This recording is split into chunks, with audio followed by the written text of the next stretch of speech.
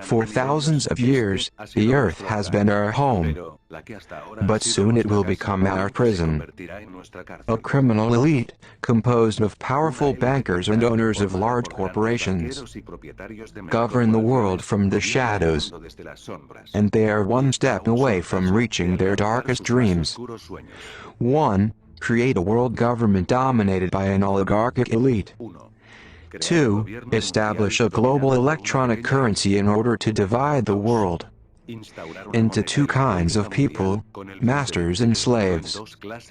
3. Implant a chip in every person with its biometric information, its personal details, and the electronic money that it possesses, in order to obtain the absolute control of the population. 4. Reduce the population to control it more easily and better manage natural resources.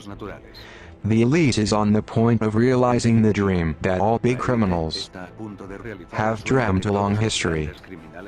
Obtain absolute power in the world, forever. How are they going to do it? They believe that they can do it through 3 simultaneous strategic movements. First, economic collapse. The elite will create a large international financial crisis, which will culminate in an economic collapse. Then many people will lose their jobs and their savings in Europe and the USA. With growing protests, the elite will create false anti-system groups that will cause episodes of chaos, so that the population claims the establishment of a strong order and authority. The evolution of collapse in Europe and the United States will follow different paths. In Europe, the elite generates the idea that any single country cannot overcome the crisis. A centralized European government is born, and national sovereignty is reduced to a minimum. Public functions of the state are privatized. Big corporations turn into the state. The political class is discredited. Some politicians and bankers are going to trial. But it is all a trick. The elite promotes manipulated leaders, emerged from protesters, for channeling protests and provide an illusion of democratic regeneration and hope. The European government is occupied by technocrats who replace old inefficient and corrupt politicians. An apparently democratic European state is established, but governed by an untouchable elite. In the United States, the crisis provokes serious riots. Armed groups fight against the state, many of them manipulated by the elite. There are crimes and innocent victims. The federal government establishes a state of emergency and martial law to regain control. FEMA camps begin to operate. Dissidents and protesters are imprisoned, accused of terrorism and unpatriotic activities. Arrests and mass repression in the name of security. A fascist police state with stars and stripes. The strategy of economic collapse culminates with the introduction of a mandatory service to the state. In the United States and Europe, the mass of people who live in poverty is forced to work for the state in exchange for accommodation and food. The most antisocial people are selected to perform control tasks such as policemen or soldiers and repress the population.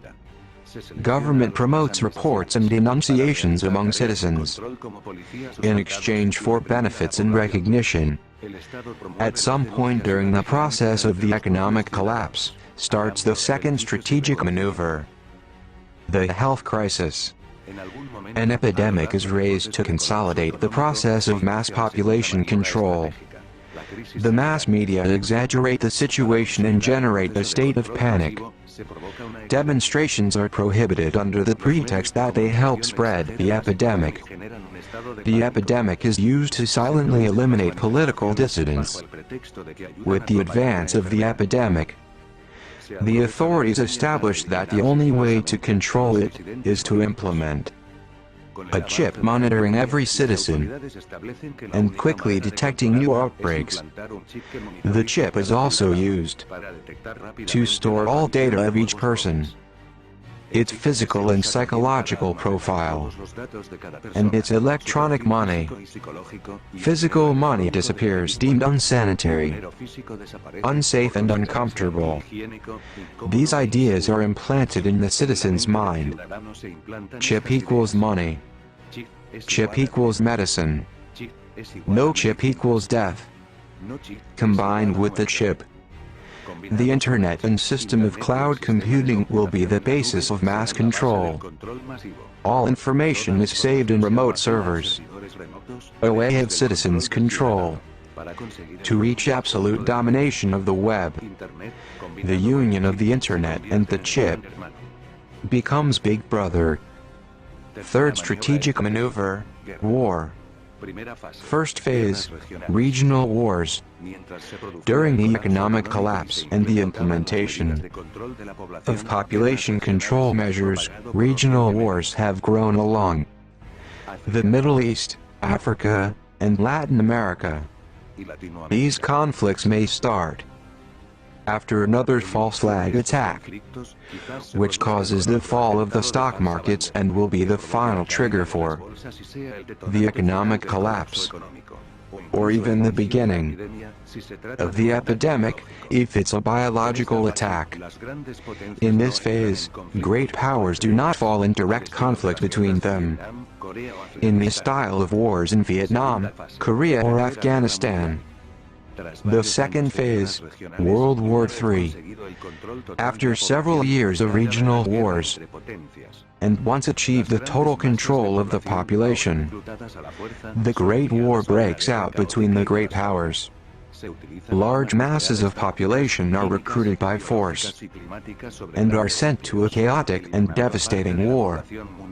Nuclear, chemical, biological and climatic weapons are used on several big cities to eliminate a part of the world's population.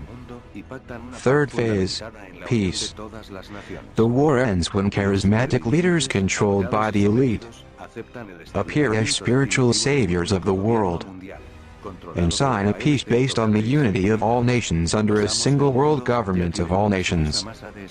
Survivors, exhausted and submitted, will accept the ultimate establishment of the single world government controlled by an untouchable and semi-divine elite. The masters of the world already have a submissive mass of slaves, controlled by high-tech and no one that will oppose them, never again. The total duration of this process can last between 10 and 30 years.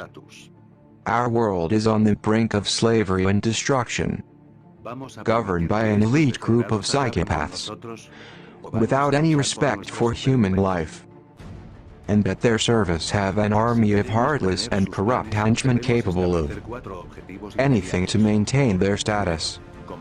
Are we going to allow these bastards to eliminate us, or we are going to fight for our survival?